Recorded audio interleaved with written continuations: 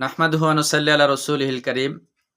আমাদের দেশে আরেকটা কুপ্রথা হলো, অনেকেই মনে করেন যে রাত্রের বেলা গাছ থেকে ফল ছেঁড়া নিষেধ বা রাত্রে মাছ ধরা নিষেধ। এগুলা কতটুকু যুক্তিসঙ্গত? সম্মানিত উপস্থিতি, আপনার যদি রাত্রের বেলা ফলের প্রয়োজন হয় তাহলে আপনি রাত্রেই ছিঁড়বেন, তবে ছিঁড়ার শুরুতে বিসমিল্লাহ পড়বেন। মাছ ধরা যদি রাত্রেই ধরা লাগে, এটা জায়েজ আছে। ফল ছিঁড়া, মাছ ধরা, এগুলা ধরা বা ছিঁড়া জায়েজ আছে।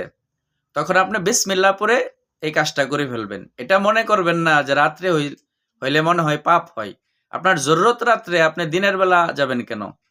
যখন জরুরত হয় তখন ওই কাজটা করে ফেলবেন।